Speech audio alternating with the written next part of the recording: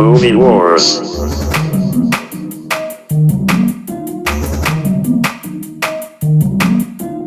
Mick, what's going on, man? How are you doing? I'm good. Look at that It's a little windy garage. here. It's a little windy here in California. That's why my garage door's shut. Yeah, look at that bike. One of many. That's awesome. I would expect nonetheless from a careered stunt coordinator and stunt man yourself. I knew you were a stunt coordinator, but I was reading earlier you were a double for Mel Gibson for years as well. Is that true? Yeah, I'm still working with him. In fact, we're going to start Lethal Weapon 5 soon. Oh man.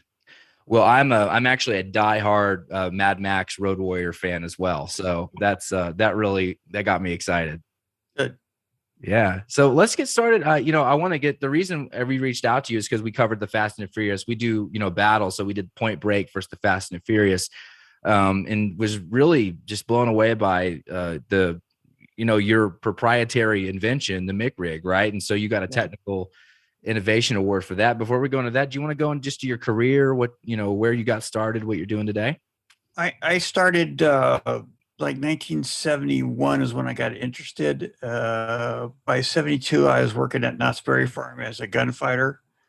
And by 73, I was in the actual Screen Actors Guild and working as a stunt guy.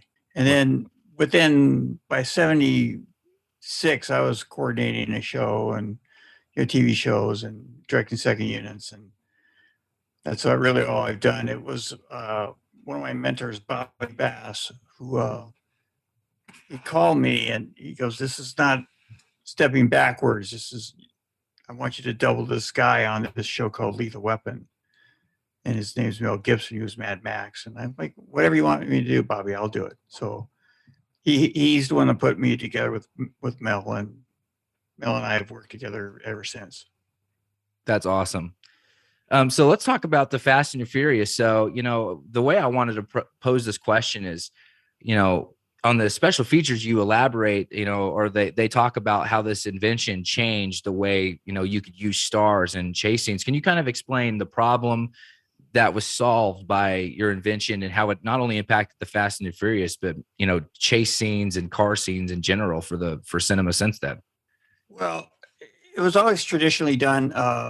You would shoot a plate, from a camera car of the chase scene, and then actors would be on stage with either rear screen projection or later it became green screen. And it was just bad. I'm a big fan and still think that Bullet is the high water mark of car chases, because basically, and I worked with Peter Yates three times, and he's a great guy, and he was very giving with all the information that I asked. It's like they just put a camera on the hood of a Mustang and let Steve McQueen go. He was capable of doing that. He was capable of doing all the driving. There's only two shots in that movie that he's not driving, and one is the release of the Challenger into the gas station. That's Bud Eakins. And the other is when the car slides into the ditch at the very end. That's Bud Eakins. But the rest of the time, it's Steve McQueen. And I also asked Bud Eakins this, and he goes, no, Steve did all the driving. I didn't do anything. I think it's the high watermark. And so I just was always wanting to figure out a way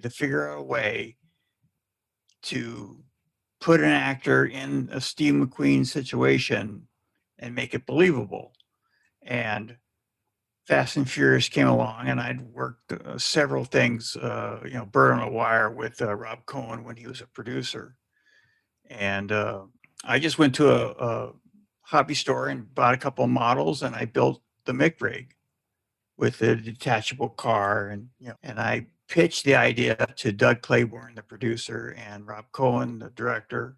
And they were like, "Well, that'd be great. Sure.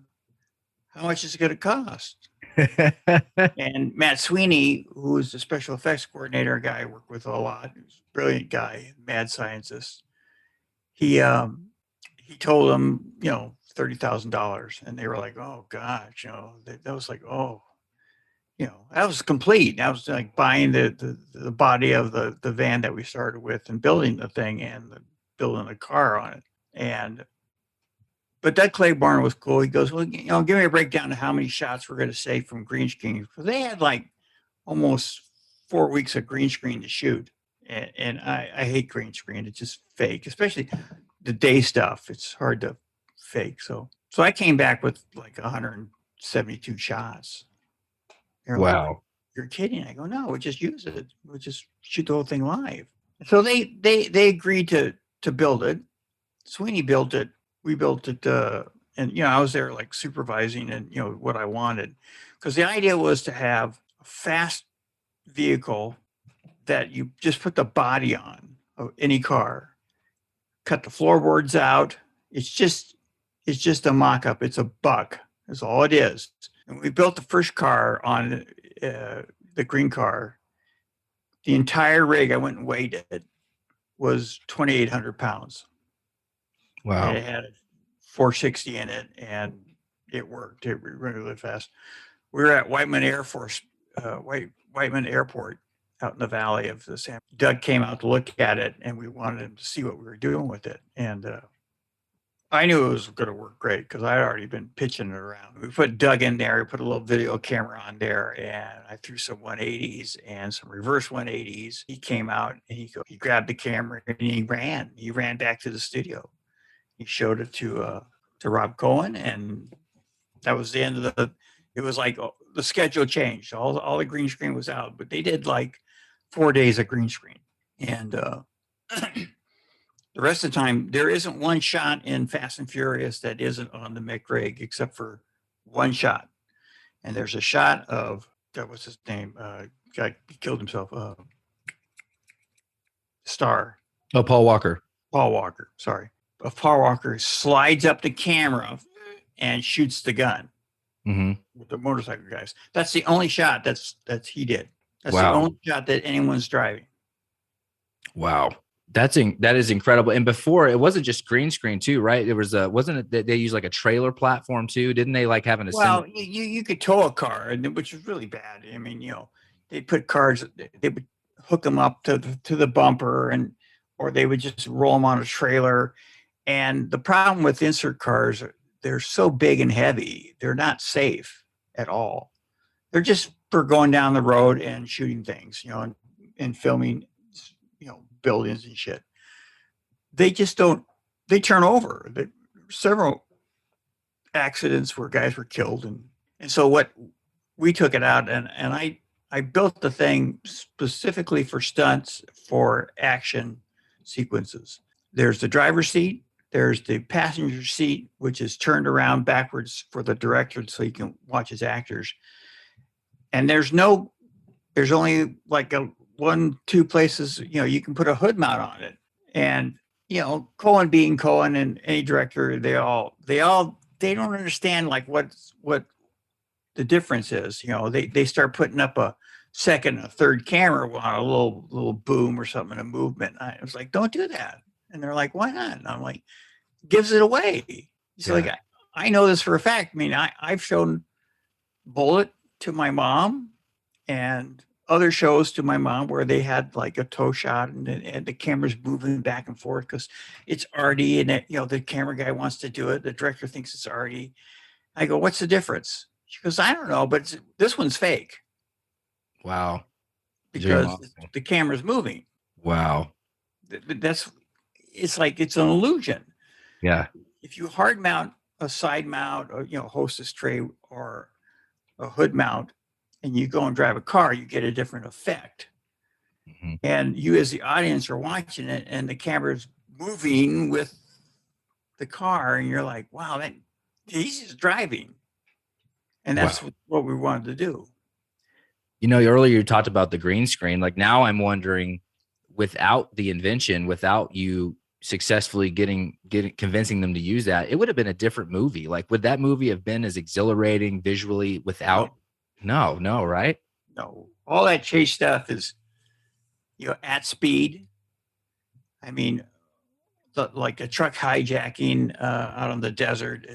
We're doing 60, 70 miles an hour. When Debbie Evans doubles Michelle Rodriguez and drives underneath the car, that's at 70 miles an hour. Wow. I mean, And there's not a lot of room there. When we did the opening sequence, I shot the entire opening sequence of the night hijacking. That's all second unit. There's no first unit except for some insert of the cab that you did at the end of the show. We're doing 70, 80 miles an hour with that truck. That's amazing.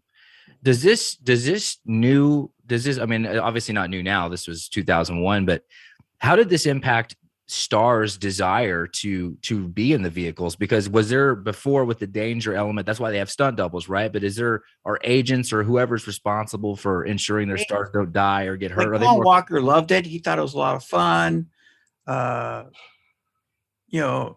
Vin could care less. He's about Vin. Yeah. But in training, I took Michelle Rodriguez and the other gal, Jordana Brewster, and in 30 minutes I had them doing like 180s right beside me. It's easy to pick up, but we never utilized that. We just did it so they could have fun. They all love it, and but the problem is it's a specific piece of equipment that requires the destruction of the car. I've turned out countless commercials of brand, like Mercedes wants to use it for their brand new Mercedes. I go, good, we're going to cut it up. But we can't do that. So they always fall back to like the price. They don't want to commit a car to being destroyed.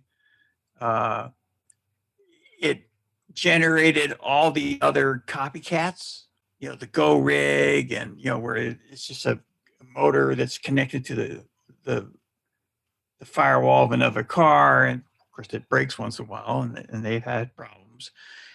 Then the next one that was built, which gets most of the business, is called the Biscuit. It's a flatbed with a motor in it. Mm-hmm. And it has a steering pod that you can move around or put it on top of the car. So you could roll a full car on it and then put the steering pod on top of the car so you don't see it. And, you can shoot 360 and all this stuff. It's like, so what? It's a stupid shot. Yeah. I know. It's like, we'll have a shot of the driver going forward, but he's looking back, so we really see it. I go, that's a stupid shot. It's not that maneuverable. Mm-hmm. It's heavy. And it's called the Biscuit because they originally made it for Seabiscuit, where they put the fake horse on it and drove it around the racetrack. Wow. The Mick rig's highly specific about what, you got to be committed to doing a chase. So for a one-day chase, it's not worth it. It was worth it for Fast and Furious because there were two, we built two, and they were just constantly being used. The whole opening sequence in Dodger Stadium is on the Mick rig. Paul never drove. He never actually drove the car. What's it like then so in your field, when it comes to, your career, what is it like and what does it take you got a technical achievement award, right? And recognition. So is that Matt Sweeney and I both. How frequent? That doesn't happen regularly, right? We talked to Tim McGovern, who got the achievement award for CGI on Total Recall. That's like a once in a lifetime thing, right? Yeah, it's an Academy Award. Wow. I'm one of the few stunt guys that have. It's a technical achievement award, but still, it's an Academy Award. But Matt, he comes up. He goes, "Hey, I'm putting the Mick rig in for an Academy Award." I'm like, "What?" Why, And he goes, "Oh, it won't be no biggie." I'm like, "Okay." And he called up one day and they go, "Yeah, we won. So we got to go get tuxes." I'm like, "Okay, far out."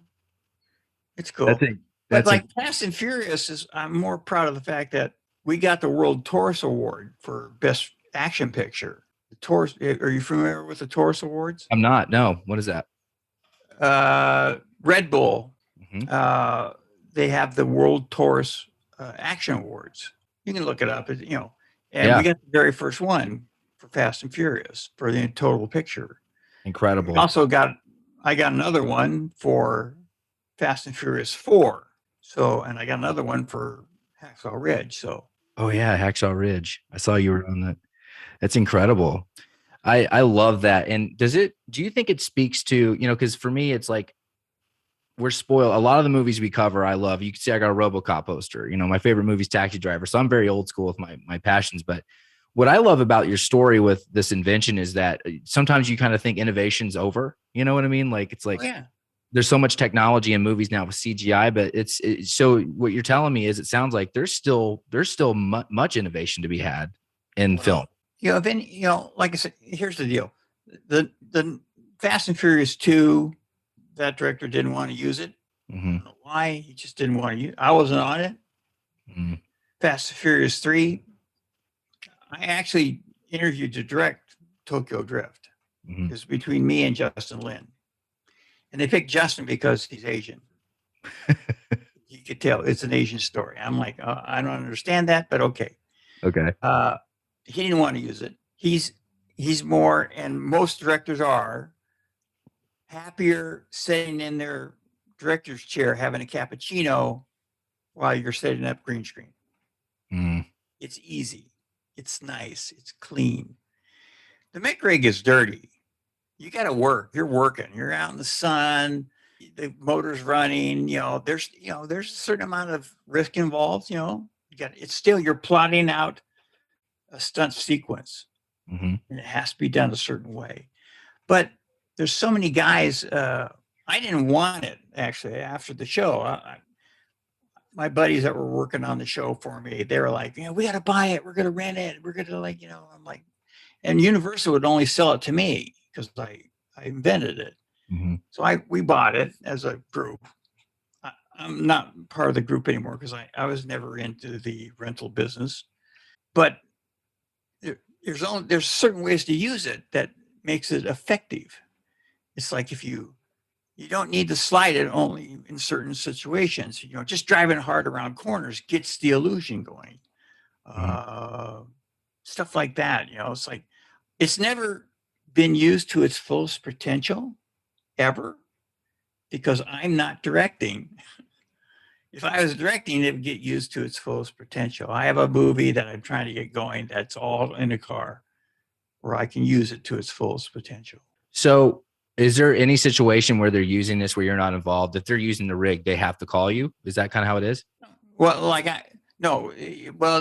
one of the other guys was in charge of renting it. I'm no longer in the group that owns it.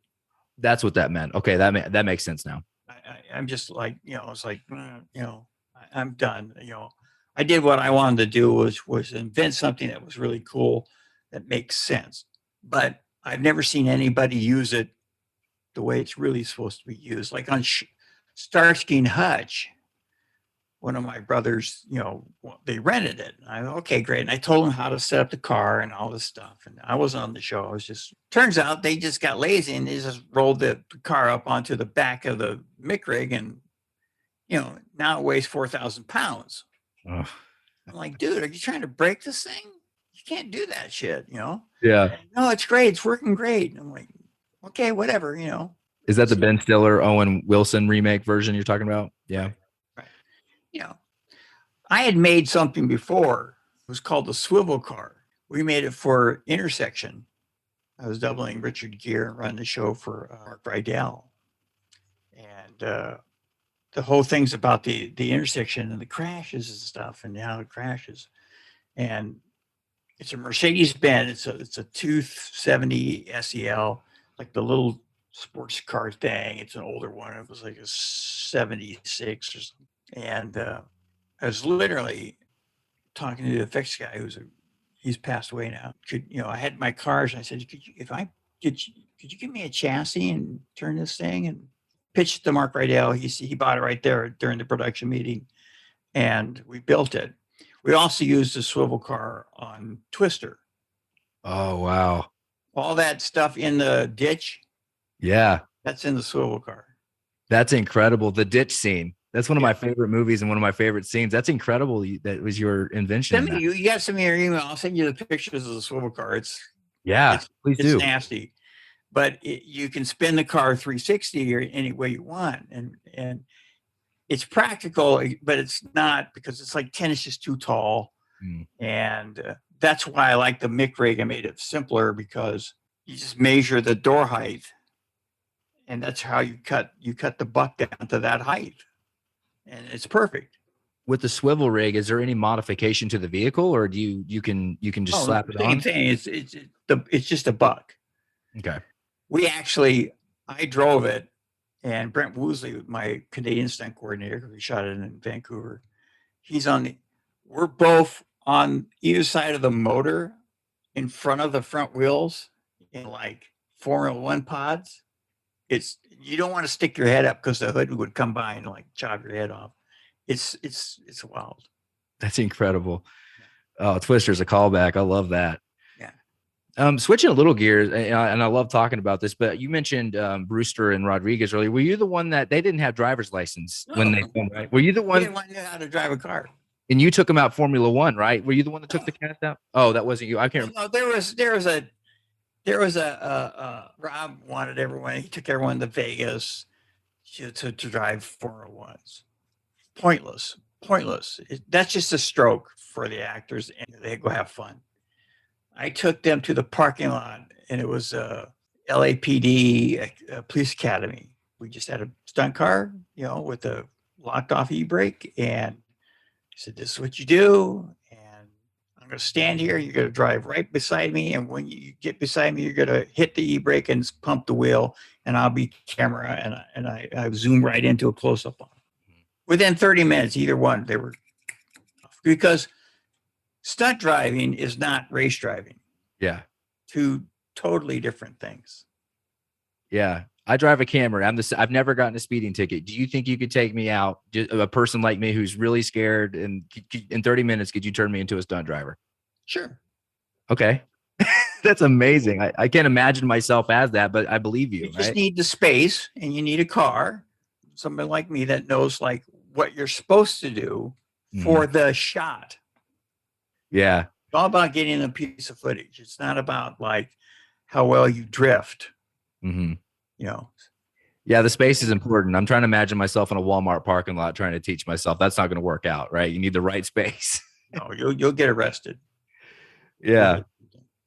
Well, that's fantastic. What I'd want to close up with is, you mentioned some of your recent works, Hacksaw Ridge. I'd love to know more about what you did on that, but also you talked about Lethal Weapon 5.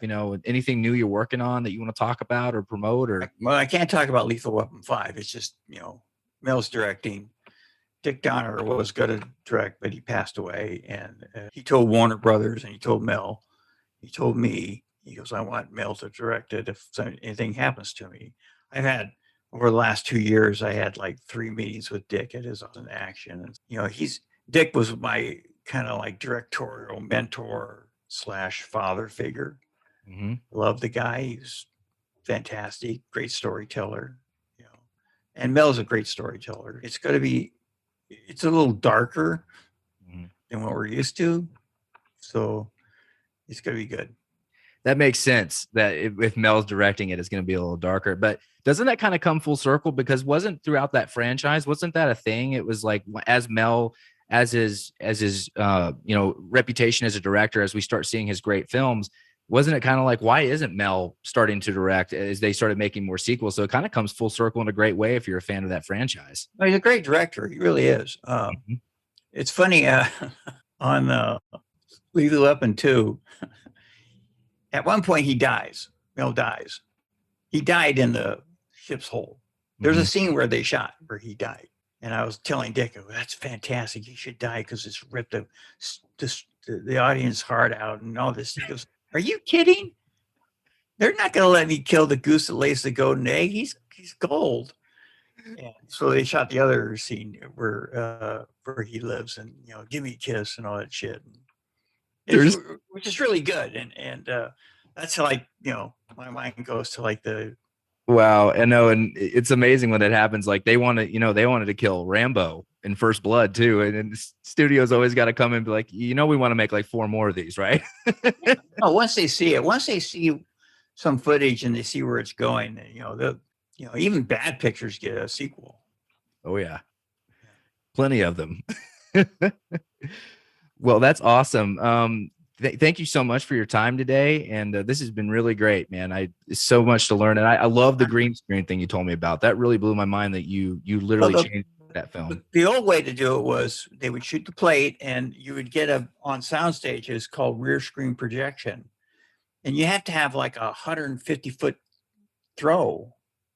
In other words, the screen's 150 feet behind the car, and then they move lights and they flash, and you got grips rocking the car. That was like the old school, and it worked really well. It was just, they figured out how to do it digitally. And that's the other problem is like Fast and Furious 4, the studio wanted me. They didn't want the other coordinator, who was a great guy, but Justin Lin wanted, somebody else. So they kind of forced me on him. And he introduced me to all his kids. He's got like 10 guys doing digital the entire chase, all the action. And they're like, isn't this great? And I'm going, no, it looks like shit. Yeah. And it was the studio, and it said, no, he's going to go shoot a live sequence, the opening sequence with the tanker trucks. That's all second unit. That's all mine. And Justin, he just shot a couple of shots. He didn't dig it. He didn't dig being put like that. And then other stuff happened, and he never really wanted me, so I got fired about 3/4 of the way through, and which is fine.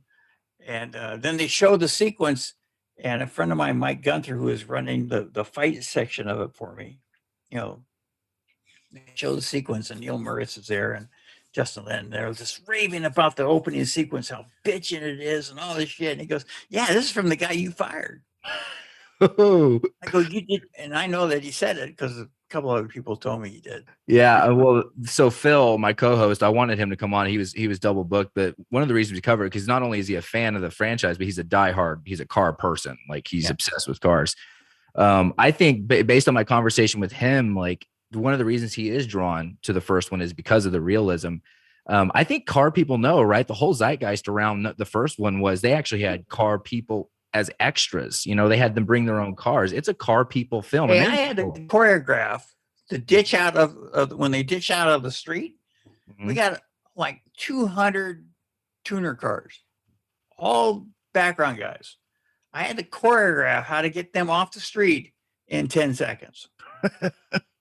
Believe me, that was a night. That was a weird night. That was like, you guys, I have to have a meeting with all these cats that don't give a fuck about what I'm doing. They don't give a shit. And I'm like, you got to give a shit because you're going to wreck one of your cars. And and they did it. It was tough. Well, at this point, you have 30 years of Hollywood film experience, and all these extras are just these car 40. People. You have 40 at this point. 50 now. Yeah. So you're at this point. Sorry, I misjudged the number. You have 40 going on 50 years of experience, but at this point, you got all these extras that have never made a movie. They're just car people. No, and they never made a movie. They don't care who I am. You're trying to tell them what to do at night, nonetheless. Oh, it was like Braveheart, with 2,000 Irish soldiers.